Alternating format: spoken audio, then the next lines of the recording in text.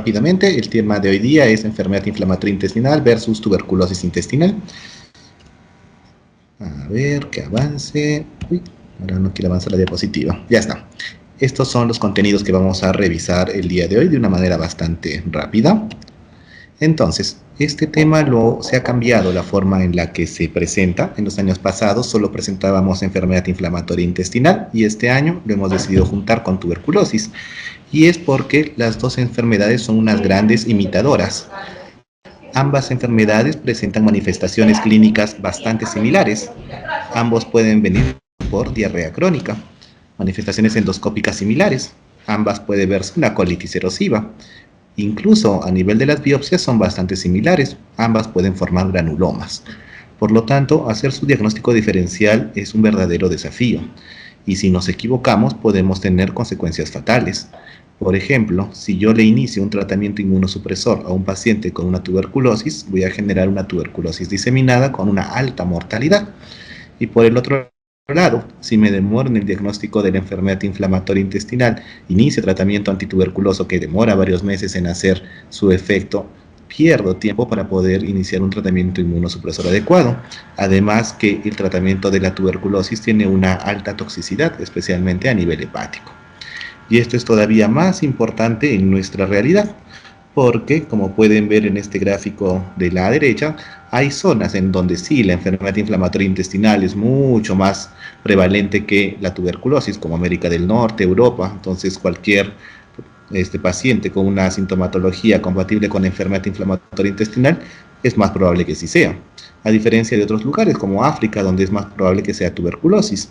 Pero en Latinoamérica, como podemos ver, tenemos una prevalencia bastante similar de las dos enfermedades y por eso su diagnóstico diferencial es bastante importante. Entonces, comenzamos. Enfermedad inflamatoria intestinal. Como primer punto vamos a revisar la epidemiología. Aquí lo que tienen que recordar es que tanto la incidencia como la prevalencia a nivel mundial se encuentran en un incremento franco en los últimos años. Y esto es principalmente por los factores de riesgo modificables que vamos a ver.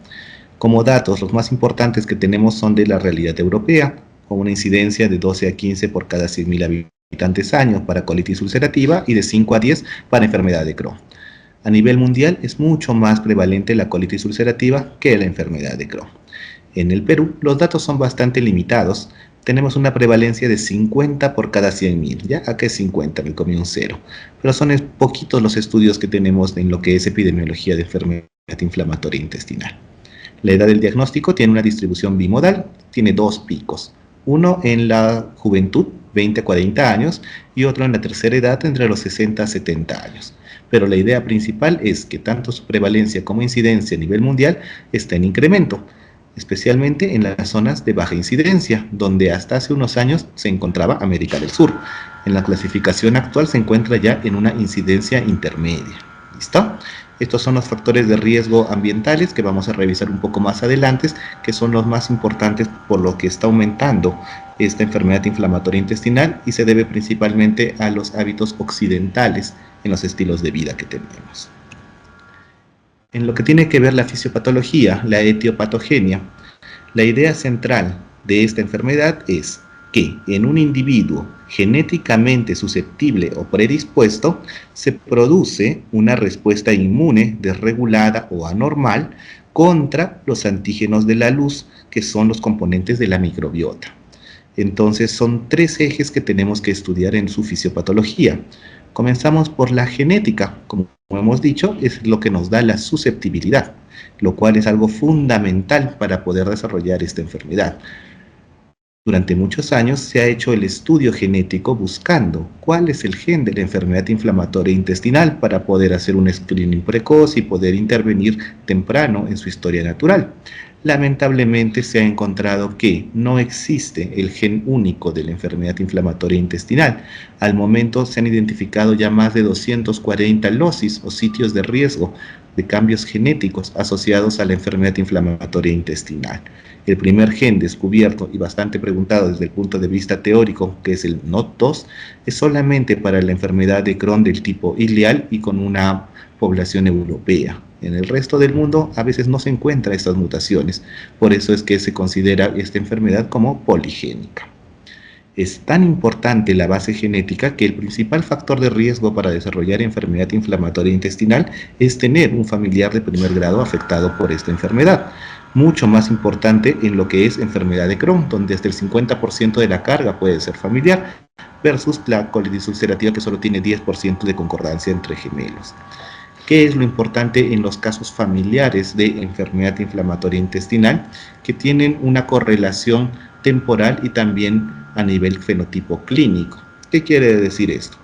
Que si yo tengo un paciente cuyo padre ha sido diagnosticado, por ejemplo, de enfermedad inflamatoria intestinal por una clínica a los 50 años, por ejemplo, y su hijo viene con una clínica similar, es muy probable que sea la misma enfermedad y que se presente hasta 10 años antes que en el caso inicial.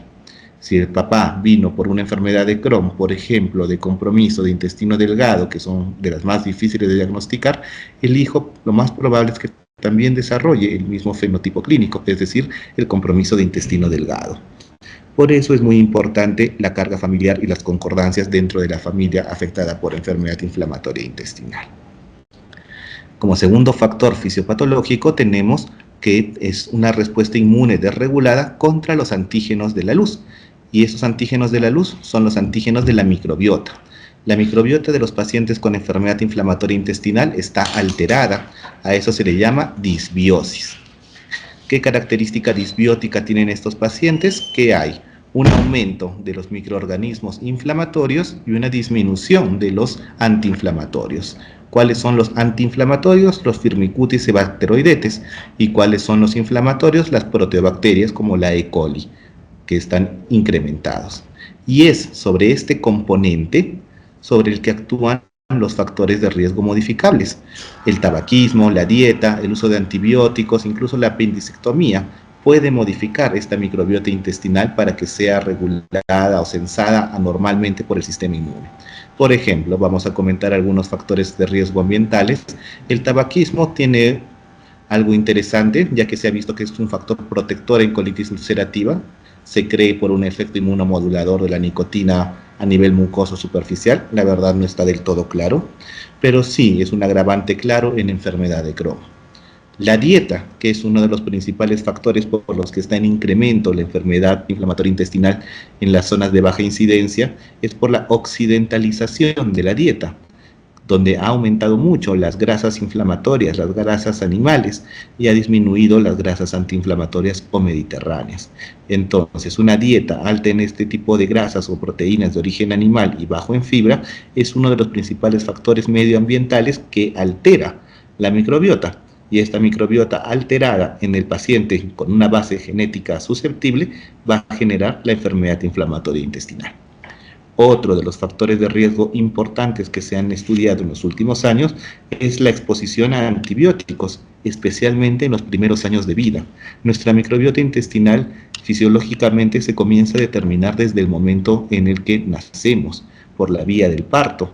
La vía del parto tipo cesárea altera la microbiota intestinal desde el nacimiento, ya que el intestino del recién nacido, cuando nace por la vía vaginal, está colonizado por lactobacilos, que son generalmente los microorganismos del canal vaginal, pero cuando sale por la piel en una cesárea, es colonizado por estreptococos, que son los microorganismos de la piel, y eso genera un microambiente inflamatorio.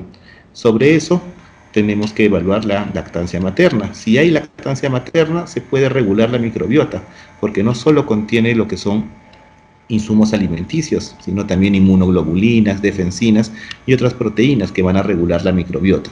Si el paciente tiene una lactancia, la ausencia de una lactancia materna adecuada, es otro factor de riesgo para que su microbiota esté alterada desde edad bastante temprana. Y el uso de antibióticos, que es algo lamentablemente bastante común en nuestra realidad, donde los pequeños en la edad pediátrica, ante cualquier patología respiratoria o intestinal, que como sabemos en su gran mayoría son de causa viral, reciben antibióticos y esos antibióticos alteran la microbiota intestinal de una manera significativa. Hay reportes que incluso se ve que una sola dosis, por ejemplo, de ciprofloxacino puede alterar la microbiota intestinal durante años. Y los trabajos nos indican que todo lo que hagamos en los 3 primeros años de vida de la persona tiene un alto impacto en la composición de la microbiota en la edad adulta. Tanto así que estos factores, nacimiento de cesárea, ausencia de lactancia materna, exposición temprana a antibióticos, se han asociado ya con múltiples enfermedades, como puede ser la presencia de asma, la presencia de alergias e incluso enfermedades metabólicas como la obesidad y autoinmunes como la enfermedad inflamatoria intestinal. ¿Ya? En lo que tiene que ver a apendicectomía, al igual que el tabaquismo, es un factor de riesgo que tiene una reducción de riesgo en colitis ulcerativa, se cree por lo que es un reservorio inmunológico el apéndice, y aumenta el riesgo en la enfermedad de Crohn, aunque esto no está del todo claro, porque como vamos a ver en la clínica, muchas veces el debut de la enfermedad de Crohn parece un caso de apendicitis aguda, que termina siendo operado y al final no era el apéndice el problema, sino era la enfermedad de Crohn que está debutando. Como tercer punto dentro de la fisiopatología, ya nos concentramos en lo que ha sido más estudiado en todos los años, y son los factores inmunológicos. Acá tenemos una respuesta inmune alterada, tanto por base genética como por factores ambientales. Las células inmunitarias que están dentro de nuestra mucosa van a responder de una manera anómala contra los componentes de la luz. La respuesta inmune a nivel de las mucosas tiene que ser una regulación bastante fina, porque es lo que nos va a defender del medio externo. A nivel intestinal, por ejemplo, cuando ingresa un alimento, tiene que saber evaluar, censar y ver si es un alimento beneficioso para la nutrición, lo absorbe, lo deja pasar. Si es un alimento en mal estado, lo tiene que eliminar. Lo mismo con los componentes bacterianos. Si es una bacteria que es componente normal de la microbiota, lo tiene que tolerar, no tiene que generarle una respuesta inflamatoria.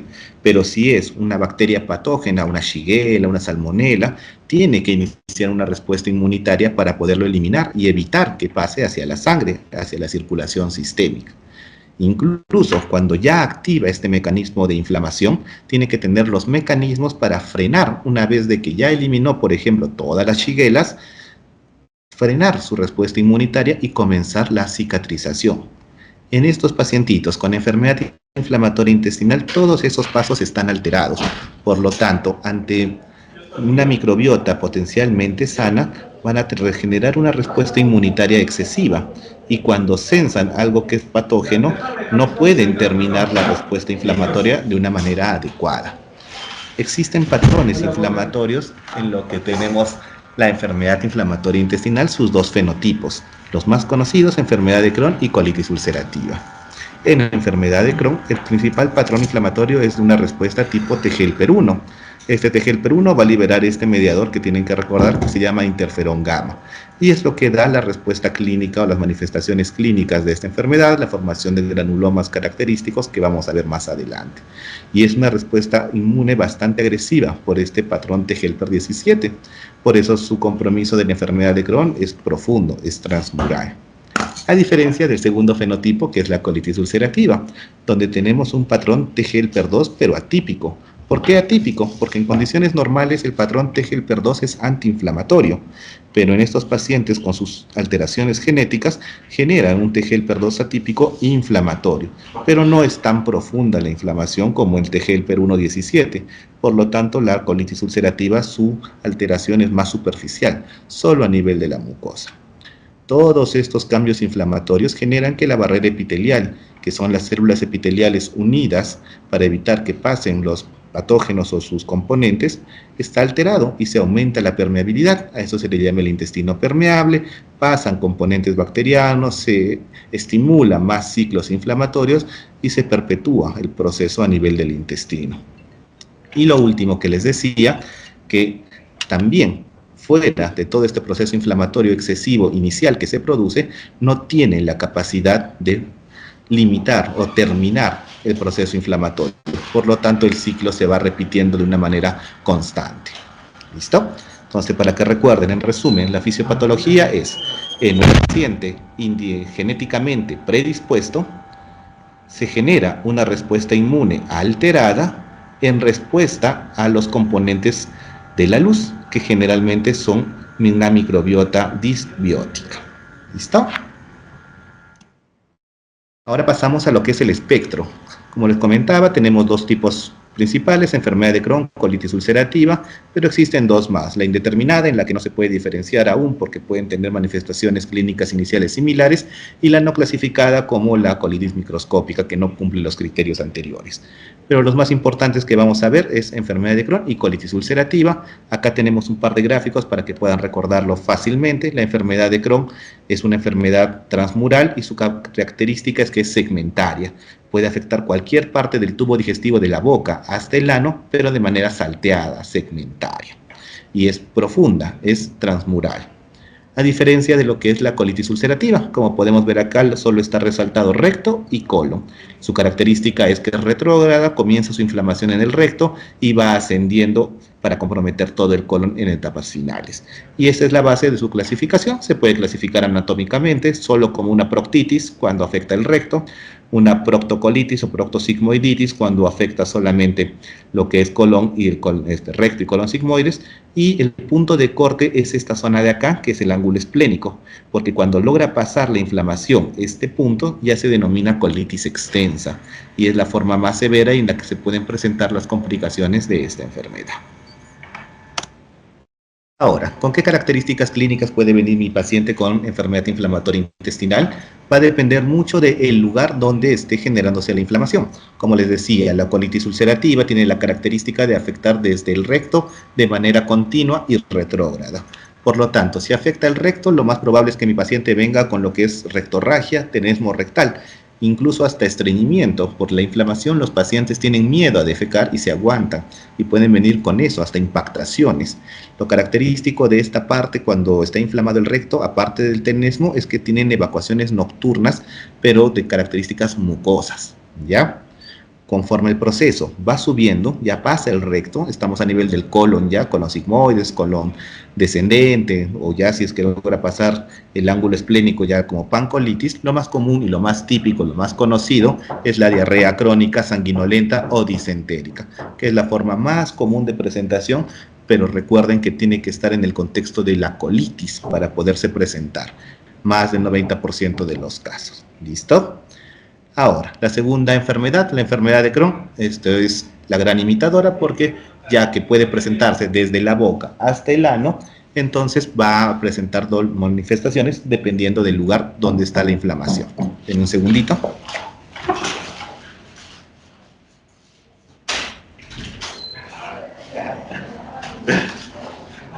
Muy bien, entonces, como les indicaba, es dependiendo del lugar donde se presente la inflamación. El lugar más común de afectación de la enfermedad de Crohn es a nivel de la zona ileocolónica, de la válvula ileocecal y la primera parte del intestino grueso. Se presenta generalmente como un dolor abdominal crónico o recurrente en fosa ilíaca derecha. Y esto recuerda mucho a lo que es un síndrome mínimo pendicular. Por eso, en muchas ocasiones, en el primer episodio que presenta el paciente de dolor abdominal en fosa ilíaca derecha, termina siendo diagnosticado como apendicitis aguda, entrando a sala de operaciones, retirándose el apéndice y no teniendo ninguna patología en ese nivel. Ya cuando la afectación es a nivel de lo que es intestino delgado o el colon, se puede presentar como síndromes de mala absorción, que es uno de los más difíciles de diagnosticar del espectro de la enfermedad de Crohn, o como una diarrea crónica, tal cual como la colitis ulcerativa. Y es así que en estados iniciales puede surgir esta colitis indeterminada. Paciente que viene solo con afectación de colon podría ser cualquiera de las dos en algunos casos. ¿Cuál es otra característica clínica que los diferencia? Es esto, la enfermedad perianal. En la enfermedad de Crohn, esta puede llegar a ser bastante compleja y afectar casi hasta un tercio de los pacientes. Son fisuras complejas, fístulas complejas que requieren un manejo bastante avanzado, tanto quirúrgico como de inmunosupresión. Entonces, un compromiso perianal llamativo es mucho más compatible con la enfermedad de Crohn que con la colitis ulcerativa. ¿Listo? Y aparte de todo este abanico de manifestaciones del tubo digestivo que se pueden presentar, casi un tercio de los pacientes presentan manifestaciones extraintestinales, e incluso algunas de estas se pueden presentar antes que las manifestaciones intestinales. A la cabeza, a nivel internacional, las más comunes son las del músculo esqueléticas, teniendo artritis periféricas, espondilitis anquilosantes, sacroileitis. Y a nivel latinoamericano, en la población latina, Las manifestaciones más comunes son las cutáneas: eritema nodoso, pioderma gangrenoso, estomatitis aftosa. A nivel del ojito también se puede presentar como uveitis, epiescleritis, y a nivel hepático tenemos las colangitis esclerosantes primarias como una de las principales complicaciones de esta enfermedad, y que si se asocia con la enfermedad inflamatoria intestinal cambia muchísimo su pronóstico. Ahora, alguna de estas manifestaciones es dependiente de la actividad del intestino y otras son independientes. Esa va a ser su tarea: evaluar e investigar cuáles de estas son dependientes e independientes de la actividad de la enfermedad inflamatoria intestinal. Aquí, por ejemplo, les voy adelantando algunas. Tenemos esta imagen donde esto es una sacroileitis. El compromiso de las articulaciones centrales del eje central generalmente son independientes de la actividad inflamatoria a nivel de intestino, a diferencia del compromiso articular de pequeñas articulaciones y en pequeño número, que es más una manifestación dependiente de la actividad. A nivel cutáneo tenemos, por ejemplo, el eritema nodoso, que son estos nódulos subcutáneos rojizos, dolorosos, que son dependientes de la enfermedad, versus el pioderma gangrenoso, que es esta úlcera que ven acá, de muy difícil manejo, que es independiente de la actividad de la enfermedad inflamatoria intestinal. A nivel del ojito, la epiescleritis es dependiente, un ojo rojo doloroso, y la uveitis es una independiente, gran acúmulo de proteínas en la cámara anterior que pueden comprometer la visión seriamente si no se diagnostica rápido y se trata de una manera agresiva la inmunosupresión. Y la complicación biliar más temida en este grupo de pacientes, la colangitis esclerosante primaria, que se sospecha en primera intención cuando yo, al hacer el seguimiento de los pacientes, noto un cambio de su perfil hepático hacia un perfil colestásico. Estoy en la obligación de solicitarle una ecografía y más aún una resonancia magnética para poder evaluar estos cambios morfológicos que se ve como un arrozariamiento de la vía biliar. Y esto es lo que me diagnostica a mi paciente como portador de la colangitis esclerosante primaria y cambia su pronóstico drásticamente, especialmente desde el punto de vista oncológico.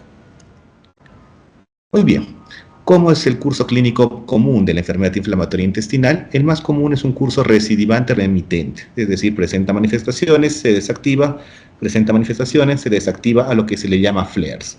Puede aparecer un flare leve, moderado o severo, que es lo que tenemos que evaluar. El que tienen que recordar es el flare severo, donde típicamente en la colitis ulcerativa son más de 6 deposiciones sanguinolentas al día, asociado a marcadores sistémicos inflamatorios positivos, como puede ser una velocidad de sedimentación, o en las últimas guías el PCR también se utiliza, y también la fiebre.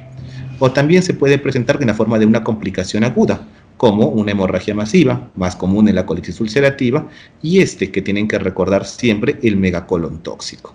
El megacolon tóxico es como un shock séptico, una sepsis despartida a nivel del intestino, en el que, como recuerdan, la colitis ulcerativa, les dije, es una inflamación superficial, solo de la mucosa o de la submucosa. Si se genera algún estímulo externo, como puede ser el uso de narcóticos como los opioides, puede hacer que el proceso inflamatorio llegue hasta capas más profundas, hasta la capa muscular. Si llega el proceso inflamatorio a la capa muscular de estos pacientes, el intestino se paraliza. Si se paraliza, se dilata, y tenemos una dilatación que aumenta la presión intraluminal. Ya sabemos que estos pacientes tienen una microbiota disbiótica proinflamatoria que tiene sus uniones incrementadas, entonces muy fácilmente estos componentes de la luz pasan hacia la sangre y se genera un shock séptico del punto de partida abdominal. El tratamiento es descomprimir. En primer lugar, se coloca una sonda por la boquita, una sonda por el recto y antibiótico de amplio espectro. Tenemos 48 horas en promedio para evaluar la respuesta, y si no responde el paciente, se tiene que hacer un manejo quirúrgico, cortar este segmento del colon. Para que ustedes puedan diagnosticar esta complicación, lo pueden hacer tanto con una placa de rayos X como esta que ven acá, o con una tomografía. Van y evalúan el segmento dilatado, que en la mayoría de los casos es el colon transverso. Si mide más de 6 centímetros, sospechan ustedes que es esta temible complicación e inician un tratamiento temprano para evitar que el paciente requiera una operación, o peor aún, que fallezca. ¿Listo?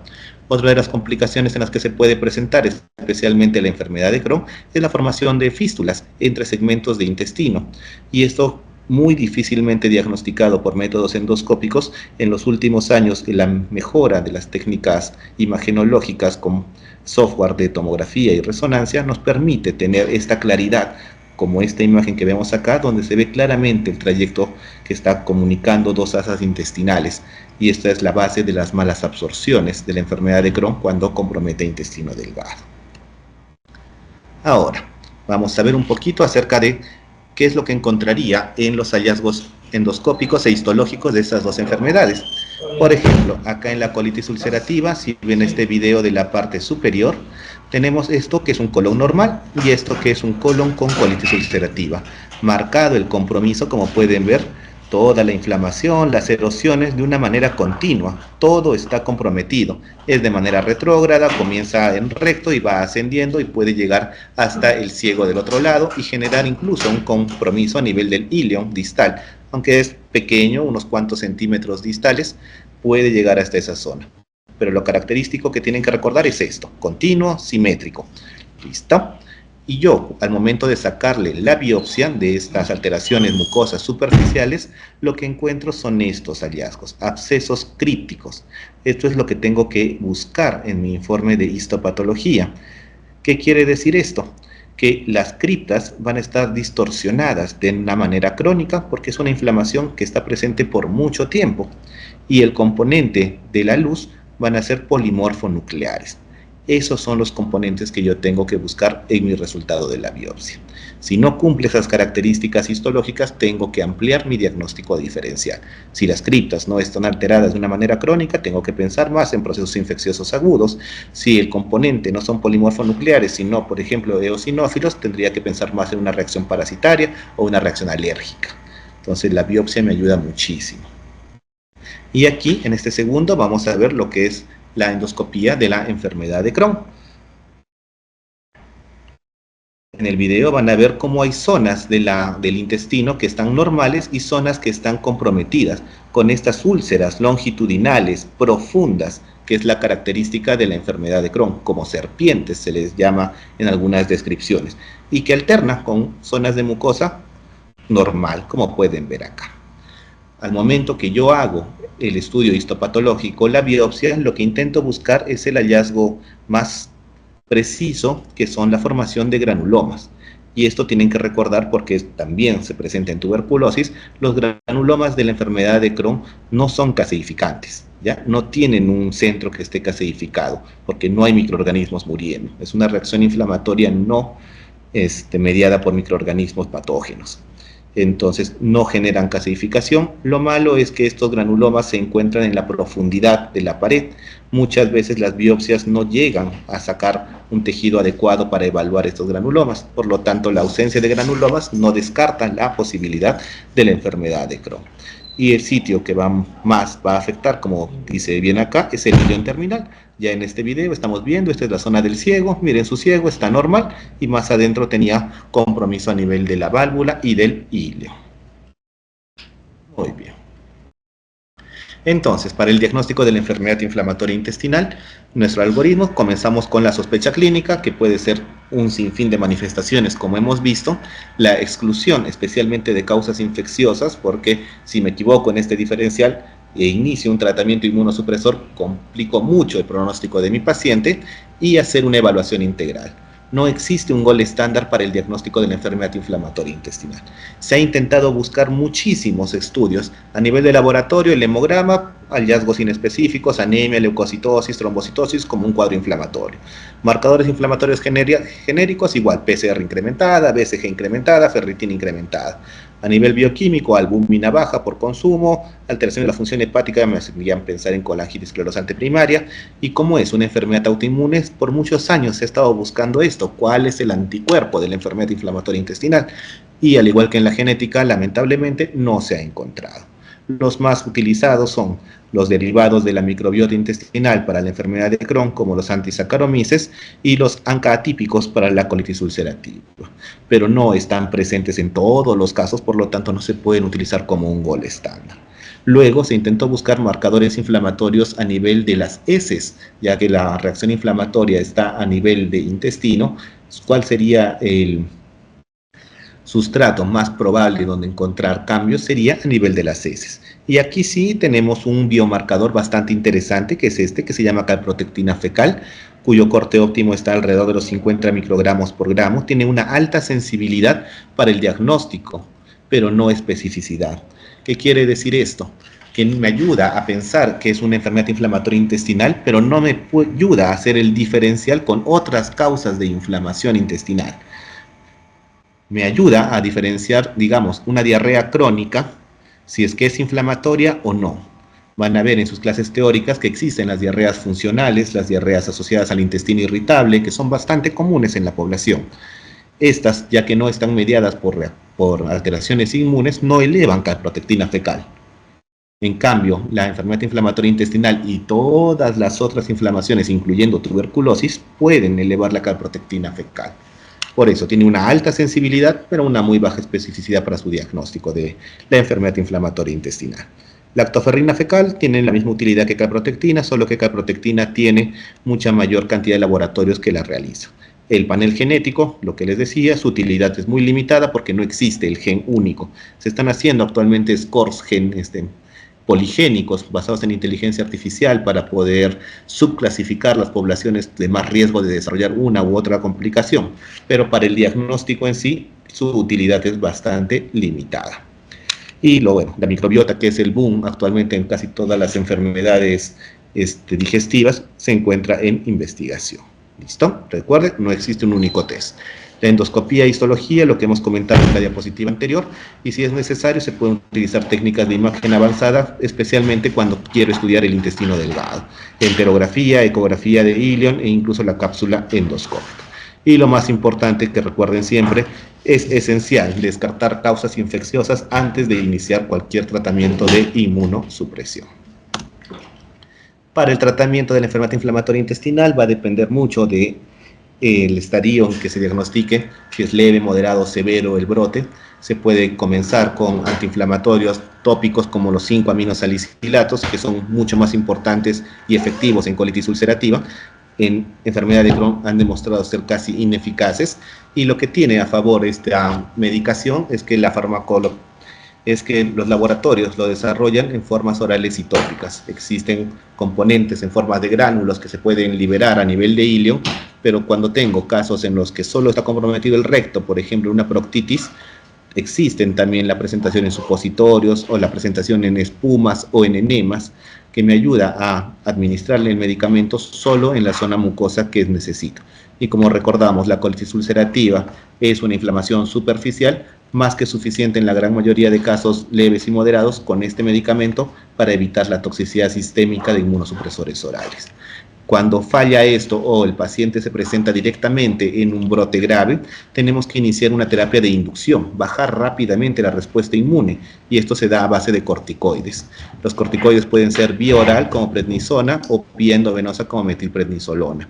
Uno de los últimos corticoides que se está utilizando es este que se llama budesonida, que tiene un plus, que tiene un amplio metabolismo hepático, por lo tanto la toxicidad sistémica del corticoide es bastante baja. Lamentablemente su acceso todavía acá en Perú es bastante limitado, pero esa es la primera línea de manejo de la inducción, bajar el brote inflamatorio. No se utilizan para el mantenimiento porque la toxicidad del corticoide a largo plazo descompensa mucho a los pacientes. El grupo que se utiliza para mantener la inmunosupresión a largo plazo se llama inmunomoduladores. Acá tenemos azatioprina, 6-mercaptopurina, metotrexat. Acá sí los puedo utilizar para mantenimiento, pero no para inducción. ¿Por qué? Porque su inicio de acción es bastante lento. Generalmente necesitan casi 1, 2 o hasta 3 meses para llegar a su efecto máximo. Y un paciente que me debuta con un brote severo que se está desangrando con la diarrea disentérica, no voy a esperar 3 meses a que le haga efecto la inmunomodulación. Entonces, en la terapia básica, que son estos 3 iniciales, uno lo puede utilizar para inducción y mantenimiento de casos leves y moderados como los aminosalicilatos, pero para casos severos, inducción corticoides y mantenimiento inmunomodulación. Después de muchos años en los que solo teníamos este arsenal disponible, se lograron desarrollar los medicamentos biológicos. Ya con el conocimiento más profundo de la fisiopatología, especialmente desde el punto de vista inmune, se encontró que ciertas citocinas son bastante comunes a todos los procesos inflamatorios, y la primera descubierta fue esta, el factor de necrosis tumoral, al que se le desarrolló el primer biológico potente, que es el infliximab. Con eso el paciente mejoraba rápidamente. Lo malo que se vio que años después perdía eficacia, porque este anticuerpo es derivado de la parte murina. Entonces todos sus componentes no son humanos. El organismo de la persona, del paciente, comenzó a reconocer como extraños estas moléculas y le desarrolló anticuerpos. Y esos anticuerpos destruían el medicamento y por lo tanto perdía efectividad. En los últimos años ha ido mejorando esta parte farmacológica. Cada vez los anticuerpos anti-TNF han sido menos murinos y se han vuelto más humanizados, hasta los últimos, como el golimumab que tenemos disponible, que es un anti-TNF completamente humanizado y que teóricamente no debería tener el riesgo de perder su efectividad por la presencia de autoanticuerpos. Además de los anti-TNFs, también se estudiaron otras vías inmunológicas, y acá tenemos, por ejemplo, la vía de las integrinas. En el proceso inflamatorio de la enfermedad inflamatoria intestinal hay un reclutamiento de las células inmunes de la sangre hacia el intestino en ciclos interminables. Entonces se intentó buscar cuál era uno de los mecanismos por los cuales las células inmunes pasaban de la sangre hacia el intestino, y se encontró que eran unas moléculas A4B7 que se llaman integrinas, y se les desarrolló un anticuerpo, vedolizumab, también bastante efectivo.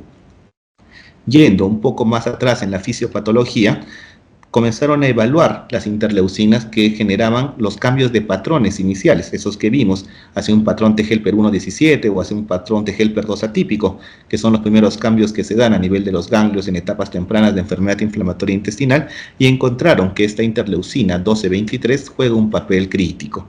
Le desarrollaron también un anticuerpo como el ustekinumab, que también tiene gran eficacia clínica. Y fuera de esto, como son medicamentos que necesitan administración inicialmente por vía parenteral, por vía subcutánea, había pacientes que no deseaban este tipo de medicamentos, no había una adherencia adecuada. Por lo tanto, se están desarrollando en los últimos años lo que se les llama partículas pequeñas, que son estos anti-JAK. Acá tenemos a la cabeza, tenemos el tofacitinib para la colitis ulcerativa. No todos los pacientes son candidatos a utilizar esos nuevos medicamentos porque aumenta el riesgo de muerte por causa cardiovascular. ¿Ya? Muy bien.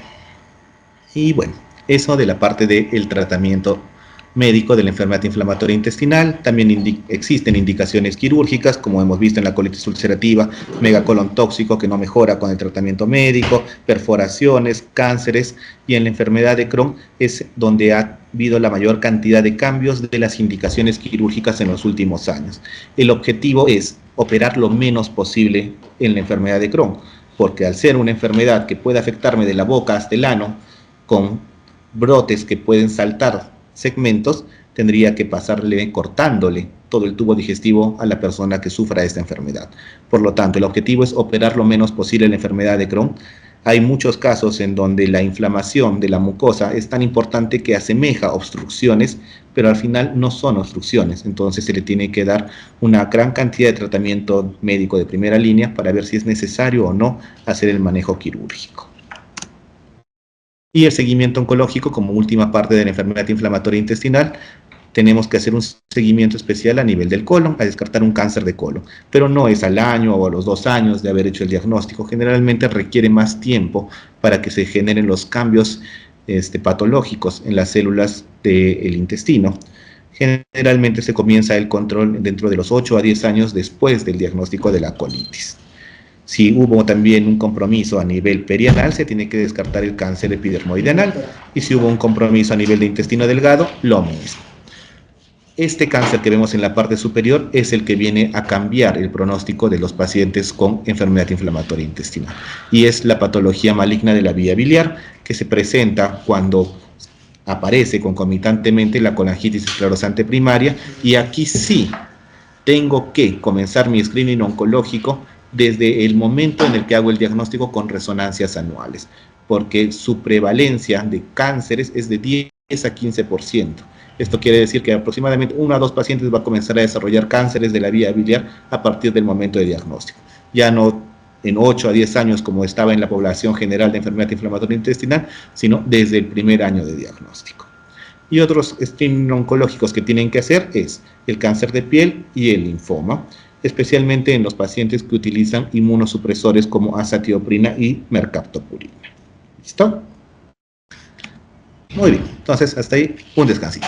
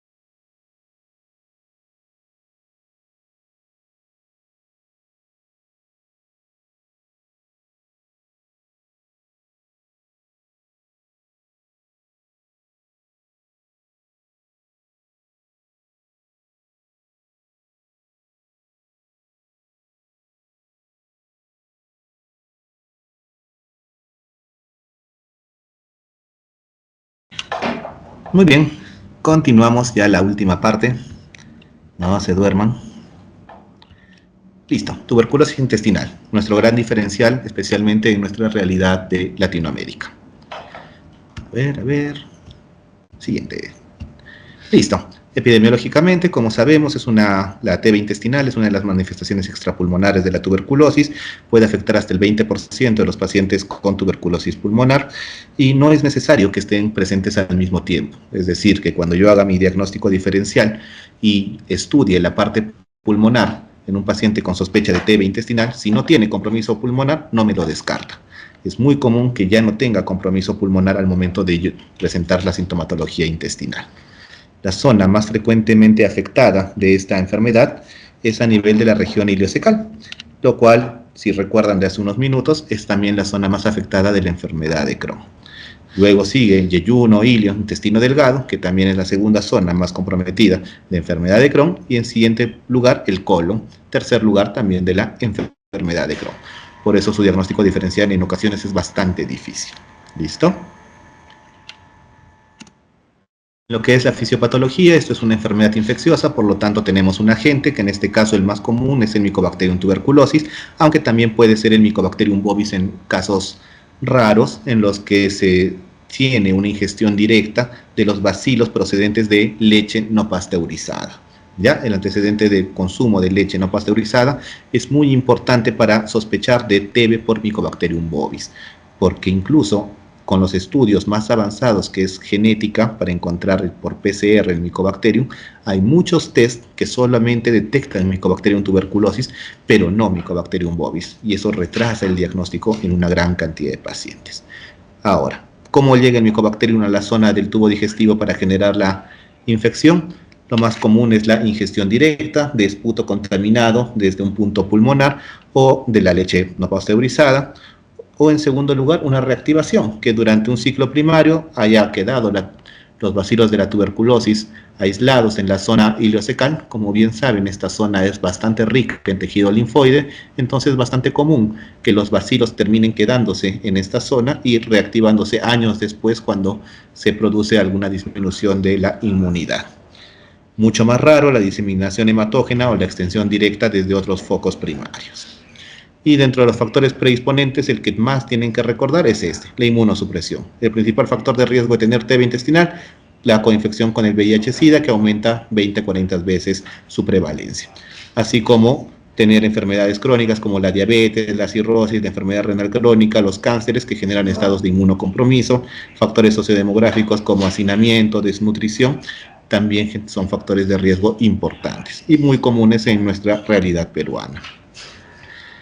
¿Cómo es que la TB permanece o puede permanecer tantos años dentro de nuestro organismo? Es por sus mecanismos de evasión inmune.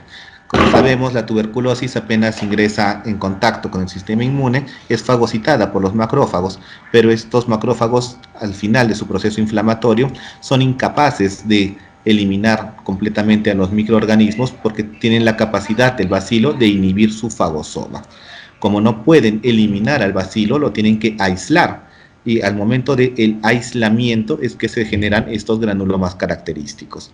Como se mueren muchas células en el proceso de intentar matar a las bacterias de la tuberculosis, estas se acumulan en el centro de estos granulomas y es donde se forma el casium, y por eso sus granulomas de la tuberculosis son caseosos. Los síntomas predominantes, el más común, dolor abdominal, ¿dónde? En fosa ilíaca derecha, o puede ser difuso si es que también hay un compromiso a nivel de peritoneo. Pero la fosa ilíaca derecha es una de las zonas más comúnmente afectadas, igual que enfermedad de Crohn. La pérdida de peso es bastante llamativo. Esto sí lo diferencia de enfermedad inflamatoria intestinal, donde la mayoría de pacientes no se les ve con un compromiso del estado nutricional marcado. En cambio, en los pacientes con tuberculosis sí, es muy llamativo y es un factor de riesgo su desnutrición para tener tuberculosis. Y la fiebre. En la enfermedad inflamatoria intestinal puede haber fiebre dentro de su brote o por sus complicaciones, pero una fiebre típicamente vespertina, oscilante, es mucho más prevalente y mucho más común en lo que es tuberculosis. También se puede presentar como una diarrea crónica, como un sangrado rectal, tal cual las manifestaciones que hemos visto en las enfermedades inflamatorias intestinales. Por eso, desde el punto de vista clínico, son muy similares. Por ahí podemos agarrarnos de que la pérdida de peso y la fiebre son más llamativas en tuberculosis intestinal, pero en una enfermedad inflamatoria intestinal de larga data, con malnutrición o compromiso de intestino delgado, o con una complicación aguda como un absceso, puede presentarse exactamente igual. En la exploración física, la mayoría de molestias se van a centrar en fosa ilíaca derecha como sensibilidad o una masa, y las manifestaciones de desnutrición tenemos que estar atentos. Las formas de presentación, tenemos especialmente tres de la parte intestinal. La forma ulcerativa, que es la que genera diarrea, generalmente a nivel de intestino delgado. La forma hipertrófica, que es la que genera la obstrucción intestinal y la masa a nivel de la región ileocecal, que es la forma más común de presentación. Y la fibroestenótica, que es la que genera cuadros de obstrucciones intestinales, que es típico a nivel de ilion terminal por la forma de las úlceras que tiene los pacientes con tuberculosis, que vamos a ver que son unas úlceras circunferenciales, y por eso es bastante común que generen cuadros oclusivos. En algunos casos, no en todos, y en buena hora para nosotros en nuestro diagnóstico diferencial, cuando el bacilo llega a infectar el peritoneo, genera citis, y es una citis especial, con unos marcadores especiales que vamos a ver. A nivel de su evolución, a diferencia de la enfermedad inflamatoria intestinal, que es por brotes, remitente, recurrente, a nivel de la que es tuberculosis es más crónica y progresiva. Por eso es que las manifestaciones nutricionales son bastante marcadas en la tuberculosis, a diferencia de la enfermedad inflamatoria intestinal. Avanzando en lo que son los hallazgos endoscópicos, lo más característico para diferenciar son estas úlceras transversales circunferenciales, a diferencia de las longitudinales como serpientes que vimos en la enfermedad de Crohn. Además, la válvula ileocecal está habitualmente comprometida de una forma que se denomina patulosa, es decir, está abierta. Si recuerdan, la válvula ileocecal es una zona anatómica que va a diferenciar intestino delgado y grueso, lo va a separar y va a proteger al intestino delgado de que haya un reflujo o un paso de sustancias y microorganismos desde el intestino grueso al intestino delgado.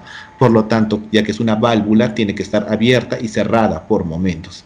En el caso de la tuberculosis está tan comprometida la válvula que pierde esa capacidad de abrir y cerrar y está permanentemente abierta. A eso se le llama patulosa fija. El compromiso es preferentemente de ciego sobre el ilio, como hemos visto en el video de enfermedad inflamatoria intestinal de la enfermedad de Crohn. El ciego estaba casi normal, como vimos en el video. En cambio, cuando es tuberculosis, generalmente el ciego y la válvula están bastante más comprometidos que el ilio en la enfermedad inflamatoria intestinal. Si saco las biopsias, puedo encontrar los granulomas gaseosos, que esa es la característica, pero lo malo es que estos se encuentran también, como la enfermedad inflamatoria intestinal, un poco más en la profundidad. Estos un poco más superficiales a nivel de la submucosa, pero en raras ocasiones podemos encontrar el granuloma completo. Pero si lo encuentro, tengo mi diagnóstico hecho. Y la radiología, esto me ayuda muchísimo, ya que la enfermedad de la tuberculosis, al diseminarse por macrófagos, estos se terminan acumulando a nivel de los ganglios linfáticos y generan el mismo evento que en esta biopsia. Los ganglios crecen, como estos granulomas, se vuelven adenopatías y su centro se vuelve necrótico e incluso se puede calcificar. Esa es la característica que ustedes tienen que buscar en la radiología, en una tomografía, en un paciente con sospecha de tuberculosis. Las adenopatías con centro necrótico o calcificadas. Y si tiene la ascitis, mejor.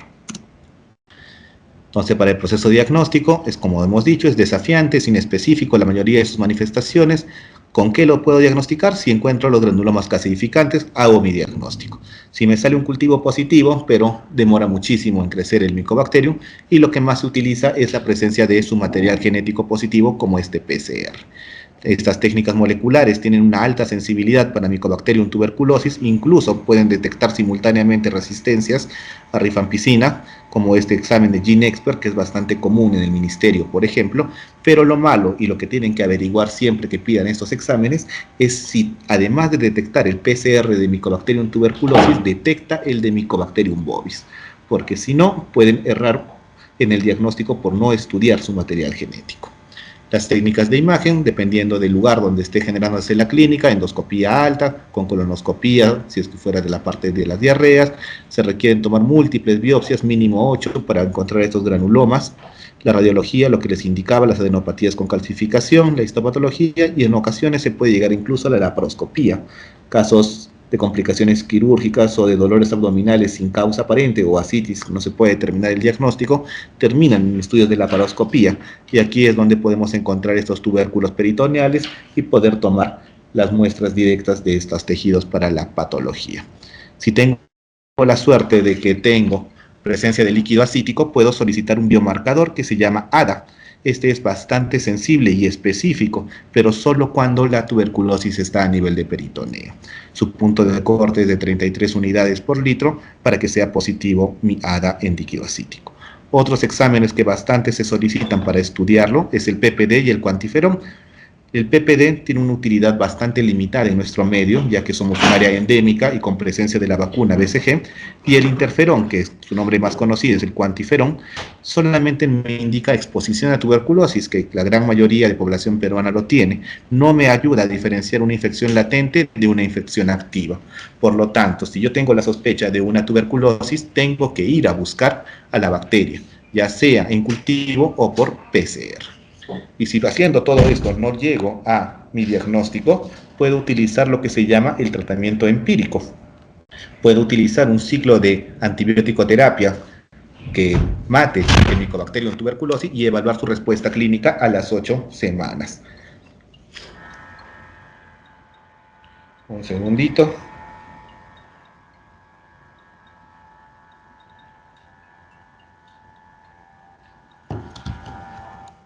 Muy bien. Y para el tratamiento actual sigue siendo, según la guía, el tratamiento estándar que ya conocen: rifampicina, isoniazida, piracinamida, etambutol. Los 2 primeros meses la terapia intensiva de 4 y la fase de continuación de 4 meses. La duración total de 6 a 9.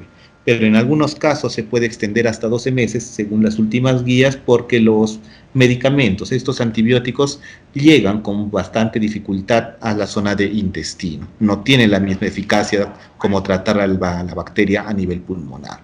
Por eso se tiende a ampliar hasta 12 meses, especialmente si tiene como comorbilidades inmunosupresiones avanzadas como el VIH, ser receptor de trasplante de órganos, y se puede evaluar también en los pacientes con inmunocompromiso avanzado, tuberculosis, diabetes, renales crónicos, cirróticos, etcétera. El manejo de las complicaciones también puede llegar a requerir cirugía en algunos casos, las estenosis, las perforaciones, las fístulas, y en el seguimiento estos tratamientos, si bien se puede utilizar como prueba empírica, como comenté al inicio, tiene el riesgo de la toxicidad, y su principal toxicidad es a nivel hepático. Por eso se tiene que hacer monitoreo de la función hepática cada 2 a 3 meses desde el inicio para poder continuar con seguridad estos medicamentos. Y dentro de la prueba terapéutica que hemos dicho, ¿por qué se da solamente 8 semanas o 2 meses en promedio? Es porque a los 2 meses, 2, 3 meses en promedio, si de verdad es un cuadro de tuberculosis intestinal que responde al antibiótico, ya se evalúan cambios endoscópicos a partir de los 3 meses. Entonces la endoscopía en los 3 a 6 meses para evaluar la cicatrización de la mucosa. Aquí en la parte final les dejo para que puedan revisar el diferencial entre los dos dolores de cabeza que tenemos, enfermedad de Crohn versus TB intestinal, con sus características clínicas, hallazgos endoscópicos, histológicos, radiológicos, para que puedan tenerlo un poquito más claro. El diferencial con colitis ulcerativa no es tan común, es más probable con una ameba, por ejemplo, en colitis ulcerativa, pero el dolor de cabeza es esto. Crohn versus TB cuando hay compromiso de la válvula, de la zona ileocecal. Bien, y eso sería todo, chicos. Las diapositivas ya las tiene su delegado, entonces le solicitan a él sus diapositivas para que puedan estudiar. ¿Listo? ¿Alguna pregunta?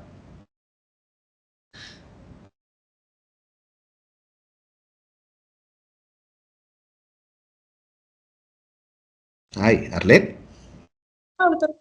Doctor, una consulta. Usted mencionó que los inmunomoduladores demoran de 2 a 3 meses en actuar, ¿verdad? Así es. Y se suele iniciar con los corticoides, pero, o sea, los corticoides por cuánto tiempo se dan y luego de que se termina con corticoides, ¿se da inmunomoduladores o se da junto con los corticoides en cierta etapa porque como inician en actuar, o sea, se demoran en actuar? Muy bien, muchas gracias. Entonces, hay dos formas de utilizarlos. Hay algunos regímenes en los que se utiliza dosis altas de corticoides como iniciación y al mismo tiempo se le va dando ya la inmunomodulación. Y hay otros que esperan solo con la dosis alta de corticoides y luego que llegan a generar la supresión de la inflamación, recién añaden el inmunosupresor. Y el corticoide me da tiempo, porque por ejemplo, la dosis que se utiliza es 1 miligramo kilo, el peso promedio que se utiliza son 60, 80 miligramos día de prednisona, por ejemplo. Entonces eso yo lo voy a dar 1 a 2 semanas hasta que mejore el cuadro inflamatorio. Y una vez que ya mejore el cuadro inflamatorio, comienzo el destete, porque yo no le puedo quitar el corticoide de manera brusca al paciente, le genero una insuficiencia suprarrenal aguda. Entonces, cada semana voy bajándole de 10 en 10 el corticoide. Entonces, si uno va sumando, más o menos, desde el momento en el que yo llegué a mi tope de corticoides y comienzo su destete, voy a tener casi 2 meses de seguir dándole corticoides, solo que a dosis cada vez más bajo. Y ahí me da tiempo de que el inmunosupresor que le pude haber iniciado desde el primer momento o a las 2 semanas cuando ya llegué a mi objetivo terapéutico, ya comienza a tener su efecto pleno. Entonces ya al cabo de 2 meses, donde ya en promedio ya estoy terminando de destetar el corticoide, ya está comenzando a tener su efecto pleno mi inmunomodulador. Sí, doctor, gracias.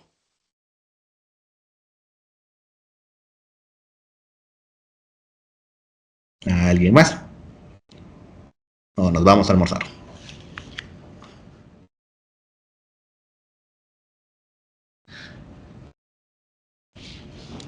Muy bien, entonces cuídense amigos. Suerte en su examen.